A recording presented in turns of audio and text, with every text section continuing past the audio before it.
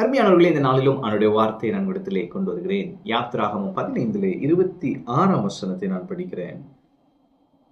நீ உன் தேவனாகிய கர்த்தரின் சத்தத்தை கவனமாய் கேட்டு அவர் பார்வைக்கு செம்மையானவைகளை செய்து அவர் கட்டளைகளுக்கு செவி கொடுத்து அவருடைய நியமங்களை யாவையும் கைக்கொண்டால் நான் எகிப்திற்கு வரப்பண்ணின வியாதிகளில் ஒன்றையும் உனக்கு வரப்பண்ணேன், நானே உன் பரிகாரியாகிய கர்த்தர். அப்ப ஆண்டவர் சொல்றாரு, நான் உன் பரிகாரியாகிய கர்த்தர். இந்த நாளிலே உங்க சரீரத்தில் எப்பேற்பட்ட பலவீனங்களை நீங்கள் சுமந்து கொண்டிருந்தாலும் சரி, அல்லது சில வியாதிகளோடு இருந்தாலும் சரி, நான் சொல்லுகிறேன், கர்த்தர் உங்கள் பரிகாரி. கர்த்தர் உங்கள் பரிகாரி. அருமையானவர்களே, எகிப்தியருக்கு வரப்பண்ணின வாதைகளில் ஒன்றையும் என்று சொல்லி இருக்கிறார். எனவே நான் சொல்லுகிறேன், நீங்கள் ஆரோக்கியமாய் இருக்கும்படியாய் அவர் விரும்புகிறார். பிசாசு பாருங்க, நோய்களை கொடுத்து வியாதிகளை கொடுத்து இப்போ பாருங்க, டயபெட்டிக்ஸ் ஒரு காமன் ஆகி போச்சு பாருங்க. ஆண்டவர் அதை உடைத்தெறிய விரும்புகிறார். சபையாகிய நாம் தெய்வீக ஆரோக்கியத்தில் இந்த மாதிரி எந்த டிசீஸும் இல்லாம பர்ஃபெக்ட் ஹெல்த்தோடு இருக்க தான் ஆண்டவர் விரும்புகிறார்.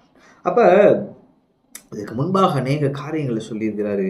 என் சத்தத்தை கேட்டு என் பார்வைக்கு செம்மையானதை செஞ்சு என் கட்டளைக்கு செவி கொடு. அப்ப நம்ம அவர் கூட பழக பழக அவருக்கு பிரியமானவர்களாய் நடந்து கொள்கிறோம். சிலுவையிலே இயேசு நியாயப்பிரமாணம் முழுவதையும் அவர் நிறைவேற்றி விட்டார். எனவே ஏதோ நம்ம கீழ்ப்படிக்கிறதுனால நம்ம ஆரோக்கியமா இருக்கிறோம், அப்படி இல்லை.